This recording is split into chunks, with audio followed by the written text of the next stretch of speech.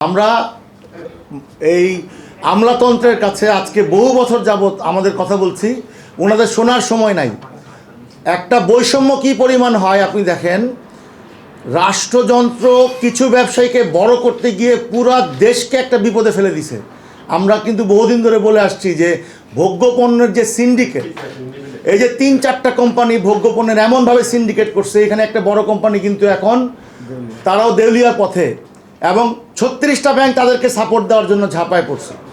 প্রশ্ন হচ্ছে, রাষ্ট্রে শুধু তারাই থাকবে, আমাদের কোনো ব্যবস্থা থাকবে না? করোনাকালীন সরকার যেই বরাদ্দ দিয়েছিল পুরোটাই একটা গোষ্ঠী সুবিধা নিয়েছে। আমাদের মতো একটা সেক্টর যারা ওই সময়ে 40% মতো ব্যবসায়ী ঝরে পড়ছে, কোনো সাপোর্ট আমরা পাই নাই। ইউক্রেন যুদ্ধের পরে যত না ইন্টারন্যাশনাল মার্কেটে দাম বাড়ছে, তার চেয়ে বেশি দাম বাড়ায়া এই দেশের বড় বড় শিল্প গোষ্ঠীগুলো এই আমাদের মতো ছোট ব্যবসায়ীদেরকে ঝাঁঝরা করে ফেলছে। তারা যার যার মতো এসে ব্যবসা করে না, গ্যাম্বলিং করে, এবং এই গ্যাম্বলিংয়ের নমুনা হচ্ছে বড় একটা শিল্প গোষ্ঠী আজকে দেউলিয়ার পথে। কারণ তারা ছোট ছোট ব্যবসায়ীকে সব মেরে ফেলছে। কীভাবে মেরে ফেলছে? আনহেলদি কম্পিটিশন করে মেরে ফেলছে। তারা ব্যাংক থেকে হাজার হাজার কোটি টাকা লোন নিয়ে তারা বৈষম্যভাবে বিভিন্ন আনহেলদি কম্পিটিশন করে ছোট ব্যবসায়ীদেরকে মাঠে মেরে ফেলছে। ছোট ব্যবসায়ী নাই, ছোট ব্যবসায়ীকে কোনো ব্যাংক সাপোর্ট দেয় নাই। ওই রকম এখন নতুন আমাদের এই ব্যবসা, যারা আমরা দীর্ঘ অনেক বছর ব্যবসা করে আসছি, আমাদের ব্যবসা ক্ষতিগ্রস্ত করার জন্য ওই আমলাতন্ত্র ওই শিল্প গোষ্ঠীদেরকে সুবিধা দেওয়ার জন্য আজকে বিভিন্ন কালাকানুন করছে আমাদের, যাতে আমরা ব্যবসা করতে না পারি।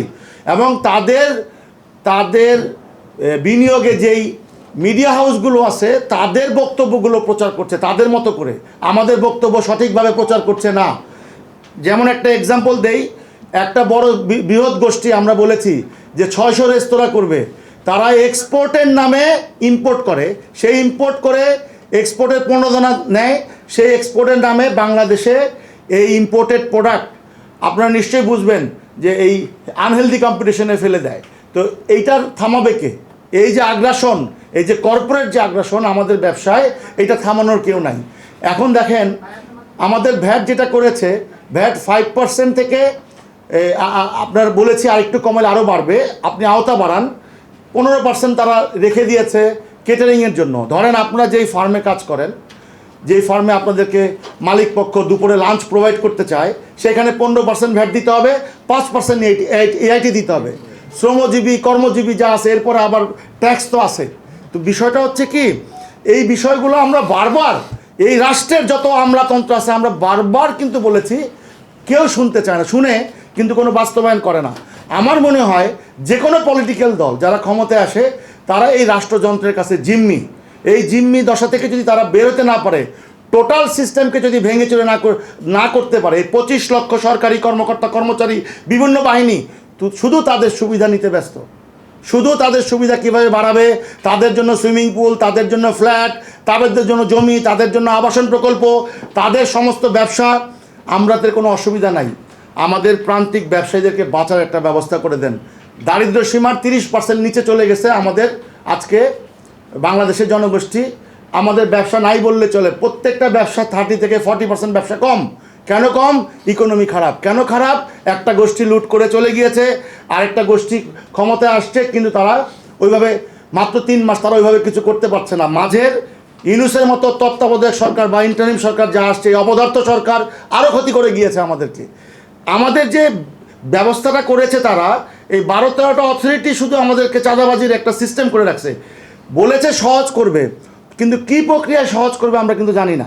এবং আপনাদের সামনে আজকে বলে রাখি, যদি সহজ করতে পারে ওয়েলকাম, আমাদের ব্যবসা খুব ভালো হবে। যদি সহজ করতে না পারে, যেই তিমিরে আমরা সেই তিমিরেই চলে যাব, আমরা ঝরে পড়ব, ওই কর্পোরেটরা আমাদের ব্যবসাটা দখল করবে। যেইভাবে আমি বারবার বলেছি, আপনারা চোখে দেখেন, 4টা থেকে 5টা কোম্পানি বেকারি ব্যবসাটা হস্তগত করে ফেলছে।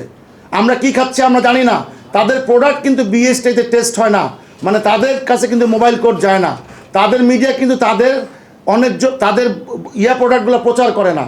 এখন আমরা যেটা বলতে চাই, আমাদেরকে ব্যবসা করার একটা ব্রিদিং স্পেস দেওয়া হোক। 26,000, 40,000, 30,000 কোটি টাকা একটা গোষ্ঠীকে দিচ্ছে, আর আমরা পুরা 4,82,000 রেস্তোরাঁ সরকারি হিসাবে, আমাদের মাত্র 60,000 রেস্তোরাঁ। আমরা কোথাও ব্যাংক থেকে একটি টাকা ঋণ পাই না কিছু নীতির কারণে। সেই নীতি দীর্ঘ আমরা এই 5 বছর নতুন কমিটি আমরা কিন্তু বলে আসছি, সেই নীতি কিন্তু চেঞ্জ হয় নাই। ওইটাই আপনার মাধ্যমে বলতে চাই, এই যে সামাজিক বৈষম্য, যেই বৈষম্যের কথা বলে সরকার পরিবর্তন হয়েছে, গণতন্ত্র কায়েম হয়েছে, আমরা বলছি সেই বৈষম্য তো রয়ে গেছে। ব্যাংক ব্যবস্থায় যারা দুর্নীতি করছে তাদের বিরুদ্ধে কোনো ব্যবস্থা আমরা দেখতে পাই নাই। যারা ব্যাংকের যে এমডি, চেয়ারম্যান, ডিরেক্টররা লুট করছে হাজার হাজার কোটি টাকা, কোনো শাস্তির ব্যবস্থা করা হয় নাই। আমরা বলেছি আমাদেরকে তো ক্ষয়রাতি চাই না, প্রণোদনা চাই না, আমাদেরকে স্বল্প সুদে ঋণ নেওয়ার ব্যবস্থা করে দেওয়া হোক। আরেকটা বিষয়, আমাদেরকে ভাড়াটিয়েই রাখা হবে। আমি একটা নিজস্ব ফ্লোরে ব্যবসা করতে চাই, আমি একটা 30% ডাউন পেমেন্ট বা 40% ডাউন পেমেন্ট দিয়ে একটা স্পেস কিনতে চাই, সেইখানে বাংলাদেশ ব্যাংক কিনতে দিচ্ছে না। কারণ ওই প্রপার্টিগুলো তো সব দুর্নীতিবাজদের, ম্যাক্সিমাম দুর্নীতিবাজদের প্রপার্টিগুলো বাংলাদেশে ক্রিম জায়গায় তারা কিনে রাখছে, সেইখানে সরকার হানা দিচ্ছে না। সরকারি কর্মকর্তার সম্পদ বেরিয়ে আসছে, এক একজন 1200 কোটি, 100 কোটি, 500 কোটি। দুর্নীতিবাজ ব্যবসায়ীদের সম্পদ বেরিয়ে আসছে বিদেশে, এইখানে ওইখানে। আমরা যারা প্রান্তিক ব্যবসায়ী আছি, আমাদের নিয়ে সরকারের কোনো মাথা ব্যথা নাই এবং আমাদের নিয়ে বসারও প্রয়োজন পড়ে না। আপনাকে বলতে বাধ্য, কোনো রাষ্ট্রপ্রধানই কোনো দিন আমাদের সাথে বসে নাই, অথচ আমরা দেখি কিভাবে ওই গোষ্ঠীরা সবসময় রাষ্ট্রপ্রধানদের মানে সারাউন্ডিং করে রাখে। তারা কোনো দিন প্রান্তিক ব্যবসায়ীদেরকে নিয়ে বসারও প্রয়োজন মনে করে না, কথা বলারও প্রয়োজন মনে করে না, এক্সেসও দেওয়ার প্রয়োজন মনে করে না। ভাগ বাটোয়ারার একটা ব্যবস্থা আমরা বারবার বলেছি যে একটা রাষ্ট্রপ্রধানই পারে যদি আমাদের কথা শুনে, ওনার নির্দেশনায়, ওনার তত্ত্বাবধানে একটা আমূল পরিবর্তন। কিন্তু যে হিসাবে এই শুধু ক্ষমতার পালাবদল হয়েছে, কিন্তু সিস্টেমের কোনো চেঞ্জ আমরা এখন পর্যন্ত দেখতে পাইনি। সেটা আপনাকে বলেছি, আমরা এত বলার পরেও যা ছিল তাই আছে, কোনো কিছু চেঞ্জ হয় নাই। হ্যাঁ, কিছু কিছু জায়গায় ট্যাক্স কমিয়েছে, হয়তো পলিটিক্যাল। আমরা বলেছি যে সমস্ত মানুষকে যদি ভ্যাটের আওতায় আনতে পারেন, ট্যাক্সের আওতায় আনতে পারেন, তাহলে আপনাদের যে রাজস্ব লক্ষ্যমাত্রা 9 লাখ সামথিং, সেটা আপনারা 7 লাখ সামথিং, 9 লাখ কত টাকার বাজেট আপনারা অর্জন করতে পারবেন। কিন্তু এখন সরকারি ব্যয় দেখেন কীভাবে বেড়েছে। রাষ্ট্রের একটা, আমাদের ট্যাক্সের টাকা, আমরা এভাবে বলি, আমাদের ট্যাক্সের টাকা সরকারি ব্যয় হয় কিভাবে আপনারা দেখতে পান, কিভাবে তারা বিলাস করে। তাদের অফিসগুলোতে যান, তাদের ব্যয় দেখেন, তাদের ছেলে মেয়েরা কোথায় পড়ে দেখেন, তাদের বেতনের সাথে তাদের ব্যয়ের সামঞ্জস্য আছে কিনা। আমরা একটা সামাজিক আন্দোলন করতে চাই, কারণ আমাদের সাথে 30 লক্ষ শ্রমিক কাজ করছে, অদক্ষ শ্রমিক। তাদেরকে ট্রেনিং দেওয়ার জন্য কোনো উদ্যোগ আমরা দেখছি না। একটার পর একটা ইউনিভার্সিটি খুলেছে ব্যবসা করার জন্য, এই প্রত্যেকটা ইউনিভার্সিটি থেকে কিছু অপদার্থ বেরোচ্ছে, কোনো কাজের না। আমি বললাম অপদার্থ কারণ তাদের চাকরির সুযোগ কোনো সরকার করতে পারছে না, তাদেরকে স্কিল তৈরি করছে না। পৃথিবীর কোথাও এইভাবে হায়ার এডুকেশন নেয় না। এই হায়ার এডুকেশন একটা ব্যবসা হয়ে গেছে আমাদের ক্ষেত্রে। আমাদের ট্যাক্সের টাকায় পাবলিক ইউনিভার্সিটিতে যেসব সাবজেক্ট পড়ানো হয়, সেই সাবজেক্ট কোনোটাই আমাদের মূল স্রোতে আসে না। তার জন্য আমাদের 30 লক্ষ শ্রমিকের মধ্যে আমি 5% শ্রমিক পাবো না, বা কর্মচারী পাবো না, বা কর্মকর্তা পাবো না যে তারা ট্রেইনড, তারা স্কিল। কিন্তু আমাদেরকে স্কিল না করেই তারা নিয়ে যাচ্ছে জরিমানার আওতায়। কিছু কালাকানুন বানিয়েছে, কিছু লুটেরা, আমলারা কালাকানুন বানিয়েছে, নন বেলেবল সেকশন। আমি কথা বলতে পারবো না, IMA জাহেলিয়াতের যুগে আছি আমরা। ওইখানে গিয়ে কিছু বলার আগে ক্যামেরা নিয়ে গিয়ে আমাদেরকে হয়রানি করা হয়, আমাদের মাধ্যমে আমাদের দীর্ঘদিনের অর্জিত সুনাম নষ্ট করা হয়।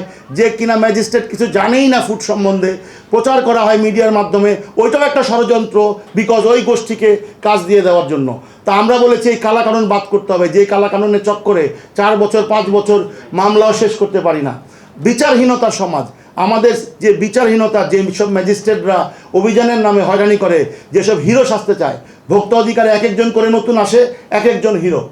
প্রবলেম যে মাথায় ব্যথা, সেটা ব্যথাটা কিভাবে কিওর করা যাবে, সেই ব্যথা নিয়ে কেউ কোনো প্ল্যানিং করছে না। না কোনো গভর্নমেন্ট, না কোনো পলিটিক্যাল দল, কারো কোনো মাথা ব্যথা নাই। শুধু আছে সবাই ভাগ বাটোয়ারা নিয়ে ব্যস্ত।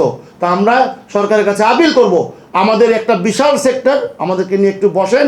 আমরা কোনো ক্ষয়রাতি চাই না, কোনো রাজনৈতিক উদ্দেশ্য আমাদের নাই, আমরা কোনো দান খরচ চাই না। আমরা আমাদের অর্জিত ঘামের মাধ্যমে আমরা মানুষের কর্মসংস্থান সৃষ্টি করছি, আমরা অর্জিত পরিশ্রমের মাধ্যমে আমরা সরকারকে ভ্যাট ট্যাক্স দিই।